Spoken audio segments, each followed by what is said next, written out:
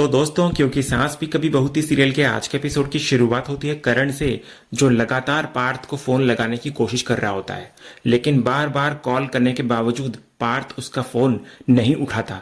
तो परेशान होकर करण बोलता है कि आखिर पार्थ है कहाँ और उसका फोन क्यों नहीं लग रहा। उधर नियति भी रियांश को लगातार फोन कर रही होती है, लेकिन वो भी सुबह से उसका कॉल रिसीव नहीं कर रहा होता। इस पर करण कहता है कि यही बात उसे भी परेशान कर रही है। न रियांश फोन उठा रहा है और ना ही पार्थ। उसको डर सताने लगता है कि कहीं दोनों के बीच किसी बात को लेकर झगड़ा तो नहीं हो गया। करण आगे बोलता है कि नंदिनी भी उसका फोन नहीं उठा रही है। पार्थ और वैष्णवी तो हनीमून पर गए हैं, लेकिन नंदिनी आखिर कहाँ चली गई। इसके बाद उसको याद आता है कि वो काफी देर से तुलसी को भी फोन कर रहा है, लेकिन उनका भी कोई जवाब नहीं मिल रहा। अब करण की बेचैनी और बढ़ जाती है कि आखिर एक साथ सभी लोग कहाँ गायब हो गए। इसके बाद करण सोचता है कि शायद उसके पापा को कुछ पता हो सकता है उनकी बात माँ से हुई हो।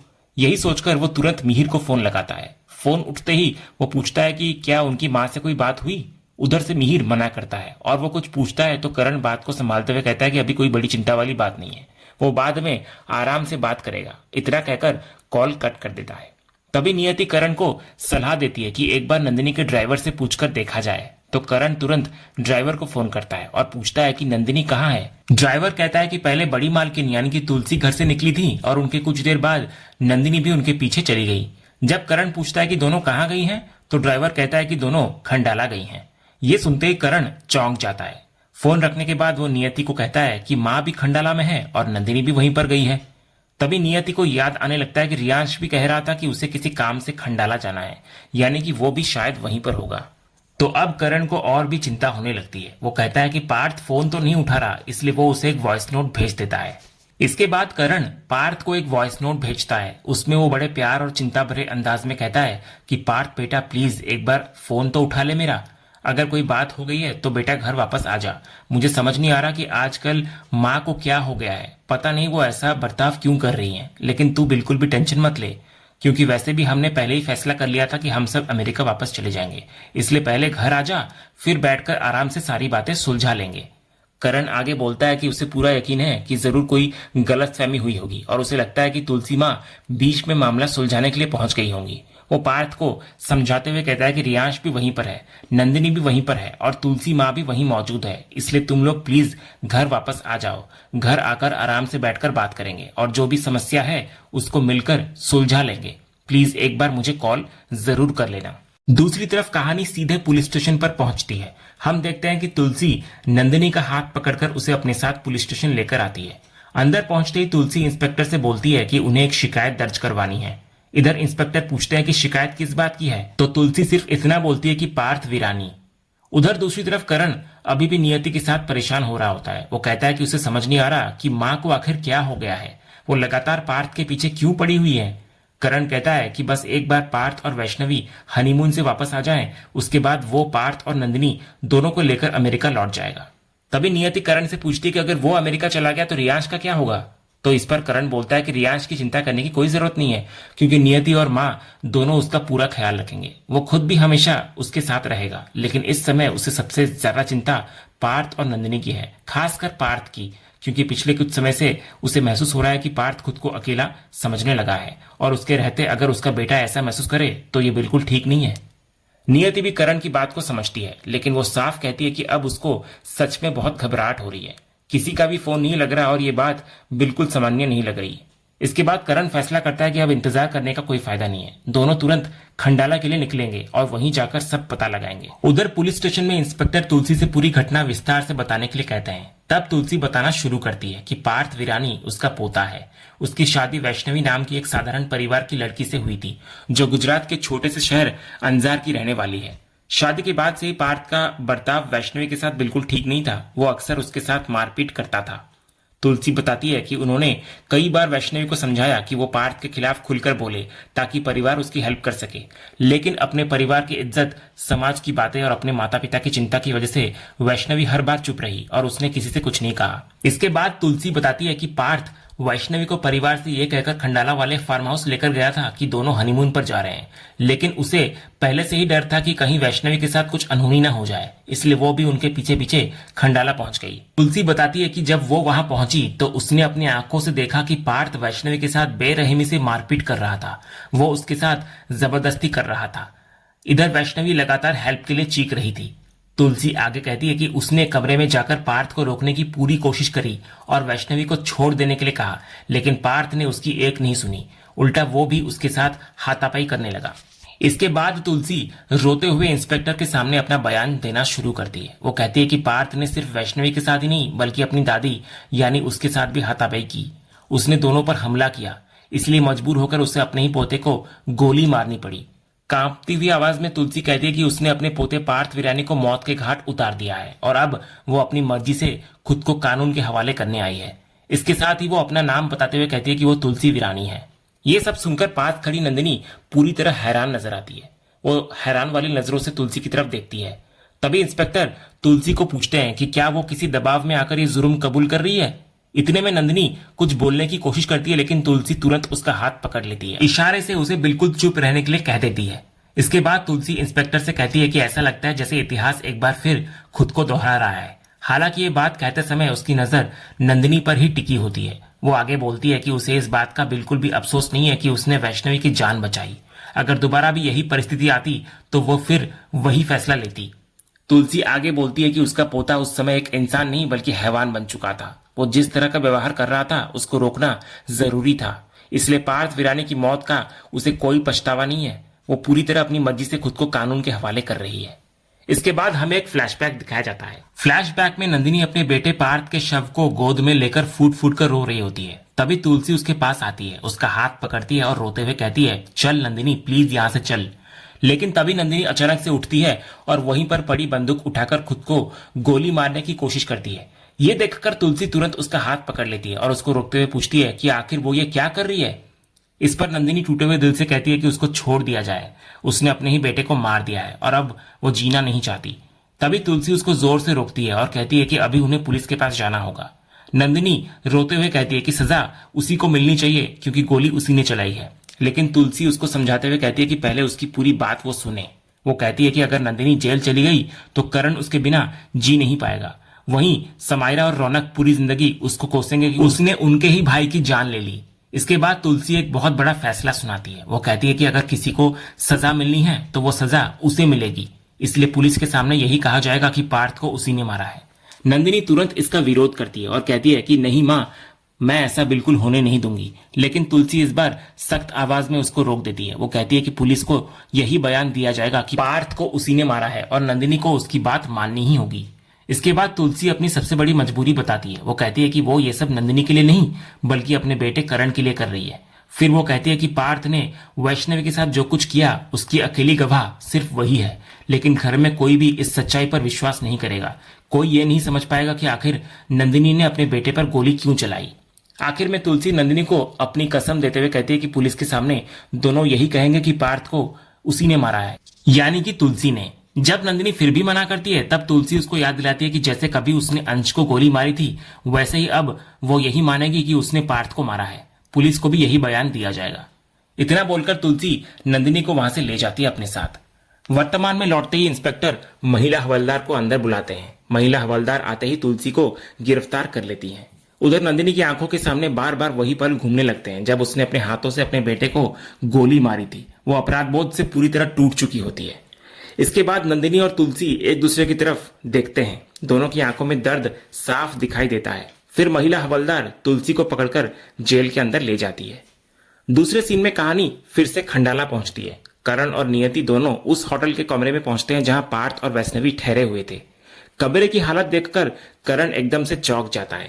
पूरे कमरे में सामान बिखरा पड़ा होता है। ये देखकर वो तुरंत समझ जाता है कि यहाँ जरूर कोई बड़ी घटना हुई है। इसके बाद करण होटल के एक स्टाफ राजेश को बुलाता है और उससे पूछता है कि आखिर यहाँ क्या हुआ था, कमरा इस हालत में क्यों है और उसका बेटा पार्थ और बहू वैष्णवी कहाँ है। तो स्टाफ कहता है कि पहले कमरे में पार्थ और वैष्णवी थे, बाद में बड़ी मालकिन यानी कि तुलसी भी वहां पहुंची थी। उनके आने के बाद कमरे में बहुत बड़ा झगड़ा हुआ था। आखिर क्या हुआ और क्यों हुआ ये उन्हें भी ठीक से नहीं पता। स्टाफ आगे बोलता है कि उन्हें कमरे में जोर जोर से चीखने और चिल्लाने की आवाजें भी सुनाई दे रही थी, लेकिन पहले उन्हें लगा कि शायद पति पत्नी के बीच का मामला होगा, इसलिए उन्होंने बीच में दखल देना ठीक नहीं समझा। तभी करण स्टाफ से पूछता है कि अब वे लोग कहाँ हैं। इस पर स्टाफ बोलता है कि उसे नहीं पता कि सभी लोग कहाँ गए हैं। स्टाफ के जाने के बाद करण बेहद परेशान होकर बोलता है कि आखिर ये सभी लोग कहाँ चले गए, अब उन्हें हर हाल में ढूंढना होगा। इतना बोलकर जैसे ही करण कमरे से बाहर निकलने लगता है, तभी उसकी नजर टेबल पर पड़े खून के धब्बों पर पड़ती है। खून देखकर करण के चेहरे का रंग उड़ जाता है। वो घबराकर बोलता है कि जरूर पार्थ को चोट लगी है। वो कहता है कि कहीं ऐसा तो नहीं कि रियांश ने उसके साथ कुछ कर दिया हो।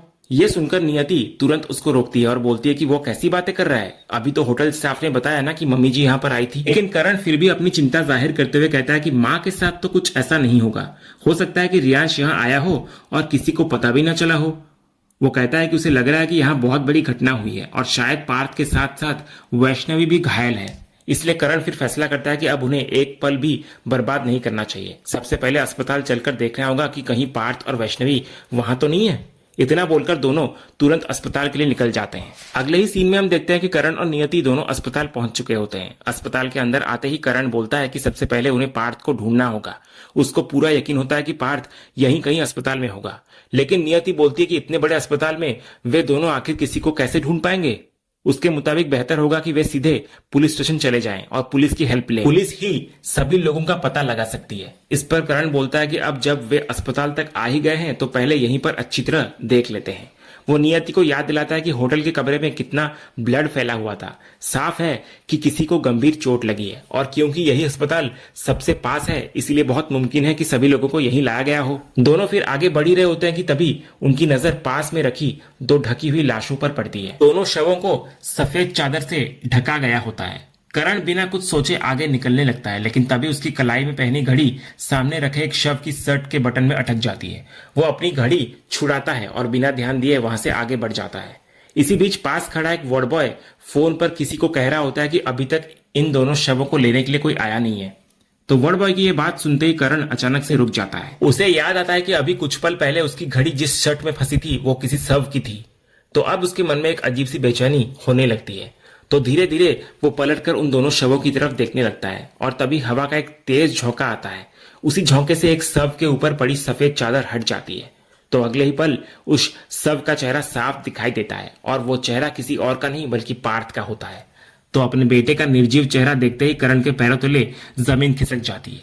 वो जैसे पत्थर का हो जाता है। कुछ पल तक उसको समझ नहीं आता कि आखिर ये सब उसके साथ कैसे हो गया। अगले ही क्षण वो दौड़कर पार्थ के शव के पास पहुंचता है। कांपते हाथों से उसे छूने की कोशिश करता है और बार बार उसका नाम लेकर पुकारने लगता है, लेकिन अब पार्थ हमेशा के लिए खामोश हो चुका होता है। उधर दूसरी तरफ नियति की नजर दूसरे वाले शव पर पड़ती है। उसके मन में अचानक से डर बैठ जाता है कि कहीं ये रियांश तो नहीं है।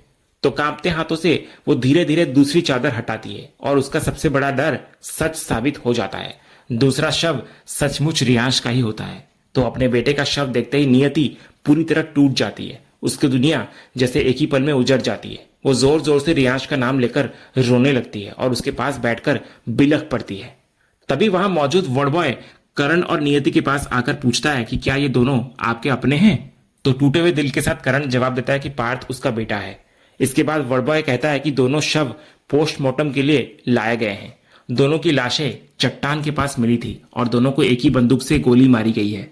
वार्ड बॉय आगे बोलता है कि बाकी जानकारी उसे नहीं पता क्योंकि ये पूरा मामला पुलिस का है, इसलिए सारी जानकारी के लिए उन्हें पुलिस स्टेशन जाना होगा। वो ये भी कहता है कि जिस महिला ने दोनों को गोली मारी है उसने अपना जुर्म भी कबूल कर लिया है।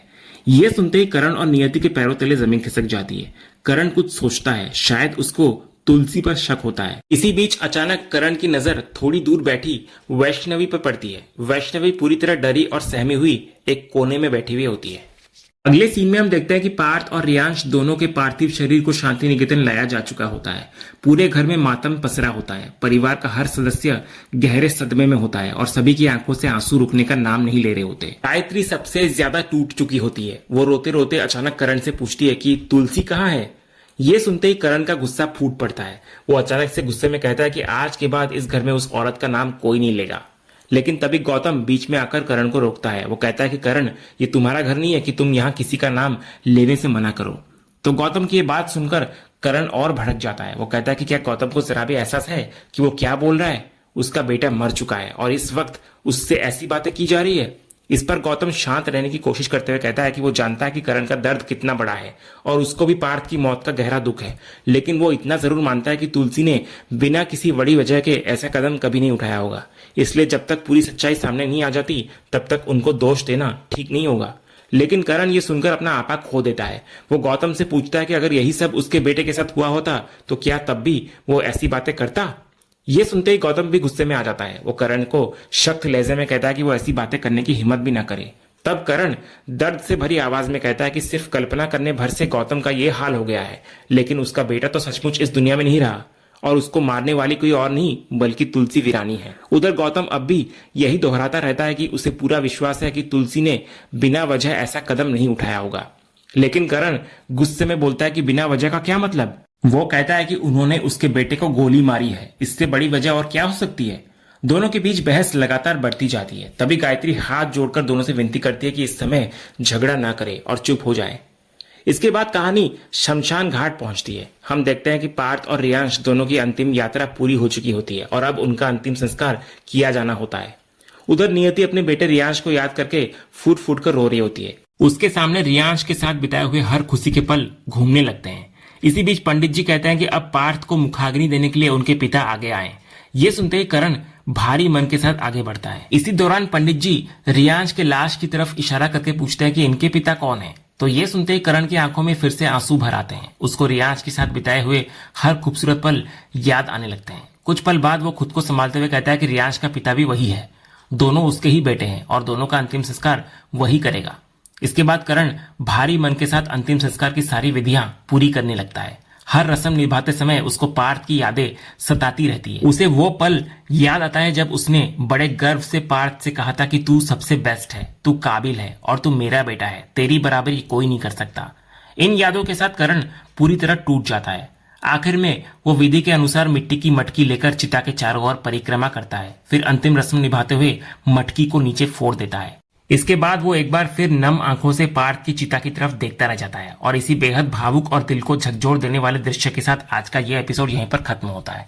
तो दोस्तों, आपको आज के एपिसोड का कौन सा सीन सबसे ज्यादा पसंद आया हमें कमेंट बॉक्स में जरूर बताएं। अगर आप क्योंकि सास भी कभी बहू के फैन हैं और कोई भी अपडेट मिस नहीं करना चाहते तो हमारे इस चैनल को सब्सक्राइब करना ना भूलें और बेल आइकन को भी जरूर दबाएं। हम मिलते हैं अगले एपिसोड के अपडेट के साथ, तब तक के लिए धन्यवाद।